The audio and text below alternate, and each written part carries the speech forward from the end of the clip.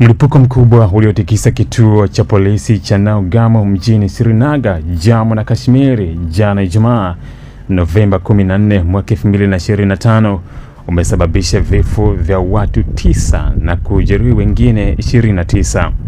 Tukio hilo lilitokea bila kutarajiwa, lilitokana na mlundikano wa vilipuzi vilivyokamatwa na kuhifadhiwa kwenye ghala la kituo hicho ambavyo vilikuwa vikikaguliwa na wataalamu wa maabara ya uchunguzi wa kisayansi. Mlipuko huo ulisikika umbali mrefu na kuibua hofu kubwa miongoni mwa wakazi wa maeneo jirani. Kwa mujibu wa maafisa wa usalama, mlipuko huo ulitokea wakati timu ya maabara ilipokuwa ikifanya ukaguzi wa kawaida wa vilipuzi hivyo ili kubaini aina na kiwango cha hatari kilichokuwepo. Na hata hivyo, hali ya ndani ya ghala hilo bado haijafahamika kikamilifu na inaeleza kwamba uchunguzi uliokuwa ukiendelea huenda uliathiri utulivu wa baadhi ya vilipuzi. Sehemu kubwa ya ghala hilo iliharibiwa vibaya na baadhi ya sehemu za jengo la kituo cha polisi zilikumbwa na moto uliotokana na mlipuko huo. Vikosi vya uokoaji zikiwemo timu za zimamoto, polisi na huduma za afya vilifika haraka eneo la tukio na kuanzisha operesheni ya kuokoa manusura na kudhibiti moto.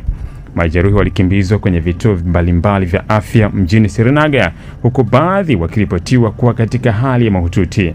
Madaktari wamesema kuwa idadi ya vifo huenda ikaongezeka kadri uchunguzi wa matibabu unavyoendelea kutolewa kwa majeruhi. Katika hatua za awali za uchunguzi, maafisa wametenga eneo lote la tukio na kuanzisha tathmini ya kina ili kubaini kilichosababisha mlipuko huo mkubwa. Timu maalum za mabomu zimepelekwa Nagamo kuchunguza mabaki ya vilipuzi, mfumo wa usalama wa kuhifadhi vielelezo hivyo na kama kulikuwa na uzembe katika utunzaji wa mizigo hatarishi. Aidha, mahojiano yanaendelea na maafisa waliokuwa zamu wakati wa tukio hilo. Serikali ya Jammu na Kashmir imeeleza masikitiko yake juu ya tukio hilo na kutoa pole kwa familia za waathirika. Viongozi wa serikali wameagiza uchunguzi wa haraka na hatua madhubuti ili kuhakikisha usalama wa vituo vya kuhifadhi vielelezo hatarishi. Wamesema kuwa tukio hilo limeibua haja kupitia upya taratibu za kuhifadhi na kukagua vilipuzi vilivyokamatwa ili kuzuia majanga kama haya kujirudia katika siku za usoni.